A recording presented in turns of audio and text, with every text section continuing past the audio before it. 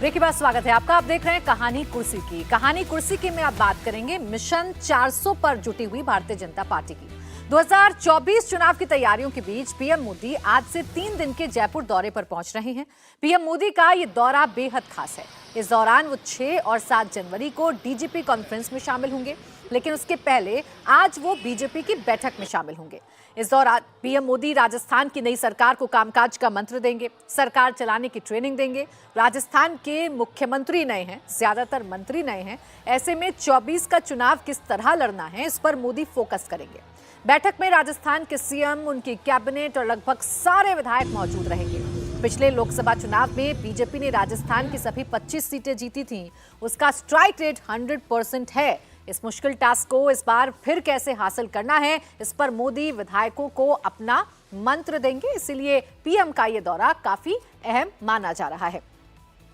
और इसी पर बात करने के लिए हमारे साथ पॉलिटिकल एडिटर देवेंद्र पाराशर भी जुड़ गए हैं। देवेंद्र, पीएम का ये जो दौरा है, इसमें क्या हाइलाइट्स रहने वाले हैं? क्या बातें आज वो नई सरकार से कर सकते हैं या क्या मंत्र दिया जा सकता है उनकी तरफ से? और ये आज जो तकरीबन 3 घंटे की बैठक होगी जयपुर में बीजेपी प्रदेश मुख्यालय में, उस बैठक का मकसद ये रहेगा, प्रधानमंत्री नरेंद्र मोदी ने, क्योंकि वहाँ पर नई सरकार बनी है, तो ऐसे पीएम मोदी की एक कोशिश थी और कि एक बार संगठन के सभी लोगों के साथ वहाँ पर बातचीत हो जाए और संगठन के नेताओं को ये बताया जाए कि नई सरकार का जो एजेंडा होगा, सरकार के कामकाज का जो एजेंडा होगा राजस्थान के डेवलपमेंट को लेके, उसमें राजस्थान बीजेपी संगठन कैसे ग्राउंड पर काम कर सकता है, उन योजनाओं को धरातल तक पहुंचाने में फीडबैक का सिस्टम कैसा होना चाहिए और कैसे एक ऐसा नेटवर्क स्थापित करना चाहिए जिसमें सरकार और संगठन समन्वय करते हुए राजस्थान के लोगों से जो वायदा किया गया था उसे पूरा करने में अपना योगदान दें। तो आज 3 घंटे की बैठक में राजस्थान के मुख्यमंत्री, अन्य मंत्री या विधायक और जो पदाधिकारी होंगे पार्टी के, उन सबको पीएम मोदी यही गुर देने वाले हैं, ये मंत्र देने वाले हैं। और समझा जा सकता है कि राजस्थान की नई सरकार, राजस्थान के मुख्यमंत्री जिनका पहला अनुभव है सरकार में आने का, उनके लिए ये कितना अहम रहेगा जब खुद प्रधानमंत्री नरेंद्र मोदी की तरफ से उन्हें मंत्र दिया जाएगा कि आपको किस लाइन पे आगे चलनी है। और ये हमने हमेशा ही देखा है, जब भी राज्यों के मुख्यमंत्री भी जब यहाँ पे आते हैं दिल्ली में, प्रधानमंत्री नरेंद्र मोदी के साथ जो उनकी मुलाकात होती है उसमें वो वही मंत्र देते नजर आते हैं कि आपको शासन कैसे चलाना है, गवर्नेंस कैसे करना है, फीडबैक का सिस्टम आपका कैसा होना चाहिए, अंतिम व्यक्ति तक पहुंचने का जो लक्ष्य रहता है डेवलपमेंट के किसी भी योजना को लेके, उसके लिए आपका क्या तरीका होना चाहिए, इन सारे अनुभवों को वो बताते हैं। फिर वो मुख्यमंत्री अपने राज्यों में लागू करते हैं। और आज जब पूरी की पूरी टीम वहाँ पे मौजूद रहेगी तो समझा जा सकता है कि वो कितना खास रहेगा, सरकार कैसे चलाना है और संगठन को, सरकार को कैसे कदम ताल करना है ताकि सरकार की जो बिल्कुल ऐसे समय में देवेंद्र, जब चुनौती ये है बीजेपी के सामने कि आपको अपना पिछला रिकॉर्ड कायम रखना है, आपको 100% स्ट्राइक रेट कायम रखना है, आपको फिर से 25 की 25 सीटों पर क्लीन स्वीप करना है 24 में। और बिल्कुल प्राची, और इसमें आप देखें तो इस बार के चुनाव में बहुत सारी सीटें, बहुत सारे बूथ, बहुत सारी जगह ऐसी थी जहां पर बीजेपी अपेक्षाकृत अच्छा प्रदर्शन नहीं कर पाई चुनाव में जीत के बावजूद। तो पीएम मोदी की ये कोशिश रहेगी कि संगठन को वो मंत्र दें ताकि जो जो कमियां आपकी रही थी उन कमियों को दूर किया सके। और बाकी जो सम्मेलन होना है डीजीपी और आईजीपी का, उससे अलग आज की जो 3 घंटे की बैठक होगी वो बीजेपी के लिए बैठक होगी, राजस्थान सरकार को मंत्र देने के लिहाज से बैठक होगी। कल और परसों की बैठक में वो डीजीपी और आईजीपी को संबोधित करेंगे। प्राची,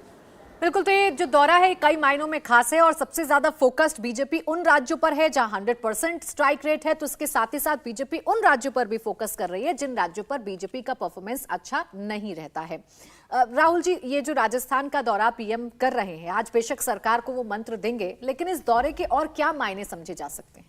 देखिए, एक तो बीजेपी के सामने चुनौती है, जैसे राजस्थान जैसे राज्य, मध्य प्रदेश जैसे राज्य, हरियाणा जैसे राज्य, दिल्ली जैसे राज्य या फिर हिमाचल जैसे राज्य, जहाँ पे उनका स्ट्राइक रेट बहुत अच्छा रहा है, मतलब उन्होंने बहुत सारी सीटें जीती है, तो उसको मेंटेन करना अपने आप में एक चुनौती है कि वैसा ही स्ट्राइक रेट जो है तीसरी बार वो जो है वहाँ पे दिखा पाएँ। दूसरा बड़ी बात है कि प्रधानमंत्री क्योंकि अभी अभी सरकार बन के आई है तो वो प्रायोरिटीज़ भी बताएंगे, जैसा कि देवेंद्र बता रहे थे कि किस तरह की प्रायोरिटीज़ उस जो राज्य सरकार है उसकी होनी चाहिए और किस तरह से ये जो सीटें हैं वो जीती जा सकती हैं, किस तरह से जो सरकार, केंद्र सरकार की स्कीम्स हैं उनके बारे में अगर लोगों को पता चलेगा और लोगों तक पहुंचेंगी, क्योंकि एक केंद्र की स्कीम का राज्य के लोगों तक पहुंचने में बहुत बड़ा योगदान राज्य सरकारों का भी होता है, तो पहुंचेगी तो उससे फायदा होगा। दूसरा, आपने ये बात कही कि उन राज्यों में जहां पर बीजेपी अच्छा नहीं कर पाती है, उन राज्यों पर किस तरह की रणनीति, बहुत अच्छी रणनीति बीजेपी ने, मैं खास तौर से केरला और तमिलनाडु के बारे में और तेलंगाना के बारे में आपको बताऊं तो जो केरला है वहां पे लगभग 6 ऐसी सीटें हैं जिसपे बीजेपी बहुत ज़्यादा कॉन्सेंट्रेट करे। त्रिशूर में अभी जो है प्रधानमंत्री का दौरा भी हुआ था और वहां पर जो सुरेश गोपी हैं जो कि मलयालम एक्टर भी हैं, उनका वो किस तरह से काम कर रहे हैं उस सीट को लेकर और किस तरह से समीकरण उन सीटों के बनाए गए हैं, इसको देखने वाली बात है। उधर अनिल एंटनी जो कि AK एंटनी के बेटे हैं, वो बीजेपी में शामिल हुए थे, तो वो किस तरह से अपनी सीट को लेकर काम कर रहे हैं। बहुत सारे नाम, जैसे केरला में राजीव चंद्रशेखर को लड़ाने की बात है, सीतारमन जी को लड़ाने की बात है, इस तरह की बातें जो हैं वो सामने बीजेपी में कंसिडरेशन में है और वहाँ पे ये कोशिश है कि बहुत सारी जो पलाकाड़ जैसी सीट है, रिसूर जैसी सीट है, ये सारी सीटें ऐसी हैं जिन पर वो जीतना चाहते हैं। इसी तरह तमिलनाडु को लेकर भी हम जानते हैं कि अन्नामलाई जो है वो अपनी यात्रा कर रहे हैं, यात्रा की उन्होंने जिस तरह से उन्होंने वो किया। अब जहाँ वहाँ पे जो सीटें बीजेपी फोकस कर रही है उसमें लगभग 7 सीटें ऐसी हैं जिस पर बीजेपी का फोकस है और उनको लगता है कि वो जीत सकते हैं, क्योंकि उन सीटों पर में से ज़्यादातर सीटों पर सीधा मुकाबला जो है DMK के साथ उनका नहीं है और इस कारण से वो उनको लगता है कि वो ये सीटें जीत सकते हैं। कन्याकुमारी और रामनंदपुर जो रामेश्वरम पहले होता था उसके आसपास की जो सीटें हैं वहाँ पर बीजेपी को लगता है कि वो 7 सीटें ऐसी है जिस पर वो जीत सकती है। तो एक कॉन्सेंट्रेशन है, क्योंकि अगर उनको 400 का आंकड़ा बीजेपी को प्राप्त करना है तो उसमें जो दक्षिण भारत है उसकी सीटें भी बहुत ज़्यादा इंपॉर्टेंट होंगी। अगर वो इन राज्यों में जो उनका लक्ष्य है कि 6 सीटें 7 सीटें 10 सीटें जैसे उन्होंने लक्ष्य रखा है अपना तेलंगाना में, अगर वो उस तरह से वो जीत पाएंगे तो मुझे लगता है कि एक जो आंकड़ा जो है वो 400 के आसपास कहीं पहुंच जाएगा। देखिए, जहां पर 0 है बीजेपी वहां भी फोकस्ड है। आरती जी, ये नए साल का नया ट्रेंड बीजेपी का अगर समझा जाए तो बीजेपी पूरी फोकस नजर आ रही है। उन राज्यों को भी नहीं छोड़ना है, वहां भी कतई कोताही नहीं बरतनी है जहां पहले से अच्छा कर रहे हैं, और उन राज्यों में ज्यादा मेहनत करनी है जहां आपका जनाधार नहीं है, जहां आप सीट नहीं जीत पाते हैं। पीएम की जो तस्वीरें सोशल मीडिया पर वायरल हुई जो उन्होंने खुद शेयर की लक्षद्वीप की, वो भी उसी दिशा में कदम समझा जा सकता है। बिल्कुल, देखिए प्राइम मिनिस्टर मोदी और ये जो बीजेपी अंडर मोदी है, एक इम्पॉर्टेंट फीचर है इस पार्टी का अंडर मोदी, और वो फीचर है कि जहाँ पे भी बीजेपी 0 थी या नेगेटिव में थी कभी, वहाँ पे इन्होंने बहुत धीरे से और बहुत ही परसिस्टेंस के साथ वहाँ काम किया है और लगातार, बेशक सीटें नहीं जीती हो लेकिन वोट शेयर इनका बड़ा है।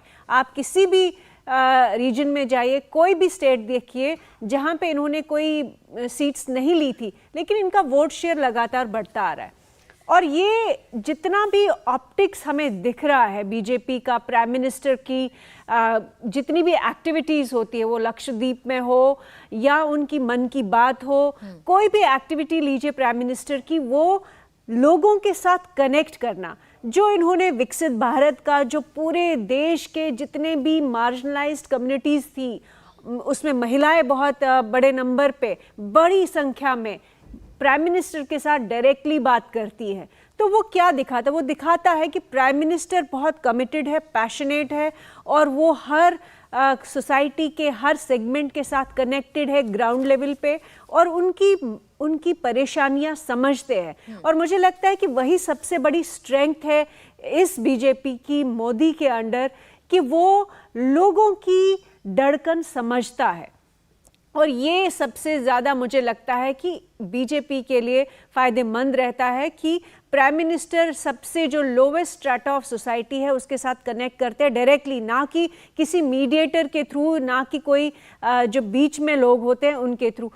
ये डेफिनेटली प्राइम मिनिस्टर की जो स्ट्रैटेजी रही है बीजेपी की पिछले 10 साल, वही हम उसका रेप्लिकेशन देख रहे हैं और मास स्केल पे देख रहे हैं। अयोध्या में जो हो रहा है, मैंने इनफैक्ट जम्मू कश्मीर से मैं आती हूँ और जम्मू कश्मीर में उन्होंने आम लोगों को इनविटेशंस भेजे हैं। उन्होंने हर मंदिर कश्मीर का, जो इतने बरसों से कोई मंदिर चल भी नहीं रहे थे, कोई मंदिर बंद थे, लेकिन हर उस मंदिर को इनविटेशन पहुंचा, देवी देवताओं को इनविटेशन पहुंचा, तो ये क्या दिखाता है? ये दिखाता है कि बीजेपी अंडर मोदी जो है वो एक बहुत बड़े स्केल पे लोगों को जोड़ने में लगा हुआ है। इसलिए मुझे लगता है कि ये बार 2024 इलेक्शन जो है, बेशक लोगों ने 2019 में कहा था कि बीजेपी बहुत अच्छा परफॉर्म नहीं करेगी, अभी भी ऐसे आपको लोग मिलेंगे, सिनिक्स मिलेंगे, लेकिन मुझे लगता है कि इस बार भी 2024 में भी बीजेपी और मोदी डॉक्ट्रिन और मोदी स्ट्रैटेजी जो है लोगों को कनेक्ट करने की, वही इनको और भी अच्छे नंबर्स में जितवा के लाएगी। देवेंद्र, यही क्या बीजेपी की वर्किंग स्टाइल है और यही क्या बीजेपी की ताकत है कि वो सिर्फ आज पर काम नहीं करते, वो कल के लिए भी फोकस्ड रहते हैं और तैयारी पूरी करते हैं कि कैसे कल को जीतना है? बिल्कुल प्राची, अगर दो तीन खास चीज़ों को देखें, और बीजेपी में भी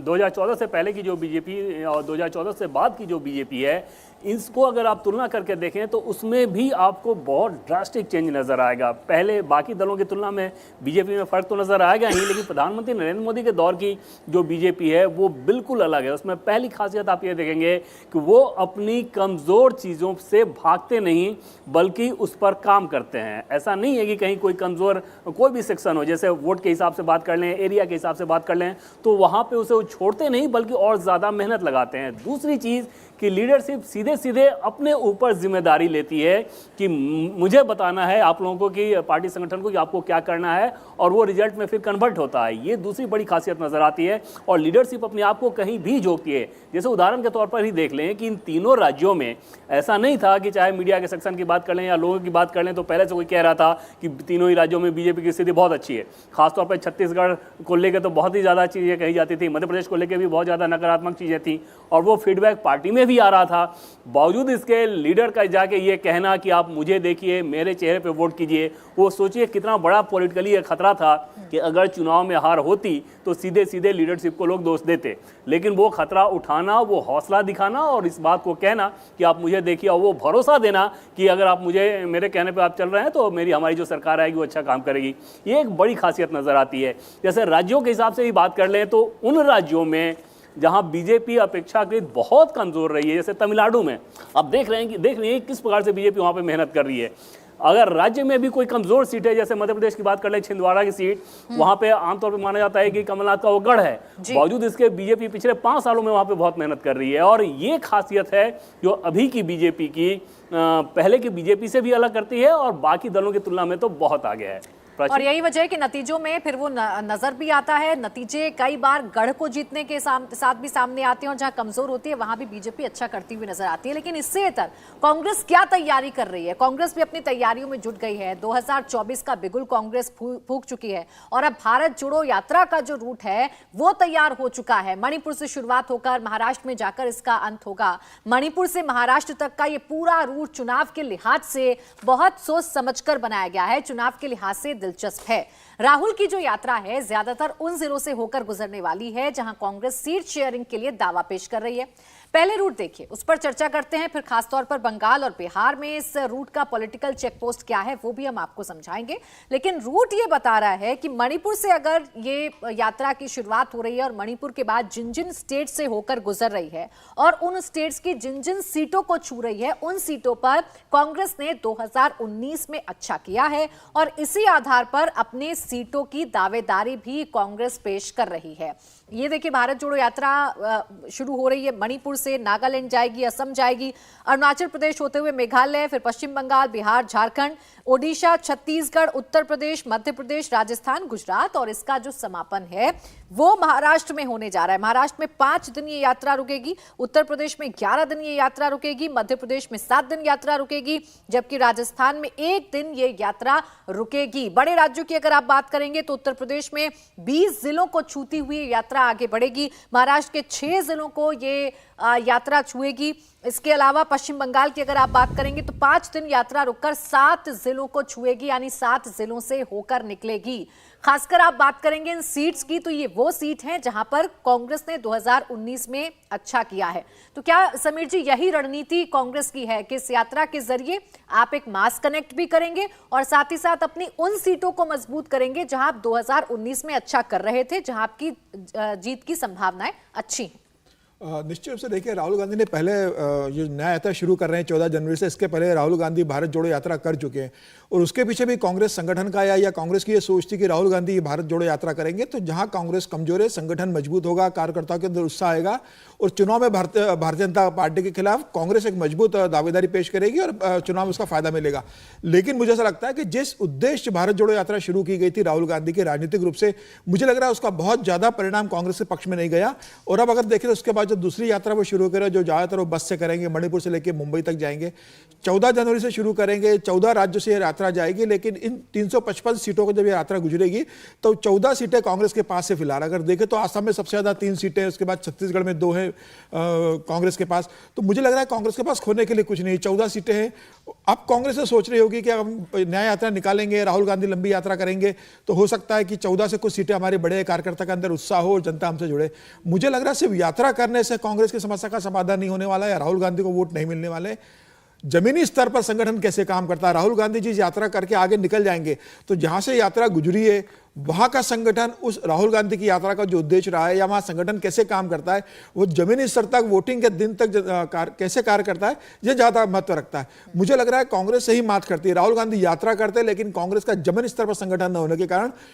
राहुल गांधी की बात या जो यात्रा का जो फायदा कांग्रेस लेना चाहती है वो जमीनी स्तर तक अपनी बात नहीं पहुंचा पाती, जिसके कारण कांग्रेस को चुनाव में इसका लाभ नहीं मिलता। राहुल गांधी कोशिश कर रहे हैं, राहुल गांधी जमीन स्तर नहीं देख रहे हैं कि जमीन पर हमारे पास लोग नहीं है, बूथ पे हमारे पास लोग नहीं है, जिलाध्यक्ष ढंग से नहीं है, वहां संगठन नहीं है जो वहां पर लोगों को इकट्ठा कर सके। सिर्फ एक यात्रा कर देने से मुझे लगता है कि आपको बहुत ज्यादा वोट का फर्क नहीं पड़ेगा, लेकिन ये कांग्रेस की कोशिश है और मुझे लग रहा है कि ये रूट भी उन्होंने वैसा चुना है जहां लोकसभा चुनाव होने वाले। लेकिन अब 14 जनवरी को शुरू करेंगे और शायद 20 मार्च को उनकी यात्रा खत्म होगी। अब ऐसे में तो उस समय अधिसूचना जारी हो चुकी होगी, चुनाव प्रचार अभियान चरम पर होगा, तो राहुल गांधी इसी हिसाब से प्लान बनाया गया है समीर जी। और जिन स्टेट्स में आप मांग देखेंगे, अगर बिहार में 9 सीट की मांग कर रहे हैं तो सीमांचल का इलाका चुना गया है जहां कांग्रेस ने अच्छा किया है, जहां मुस्लिम वोट बैंक ज्यादा है। इसी लिहाज से कांग्रेस ने अपना पूरा रूट मैप तैयार किया है और ये गुंजाइश कांग्रेस छोड़ रही है कि शायद इस यात्रा से कोई फायदा कांग्रेस को आने वाले चुनावों में हो जाए।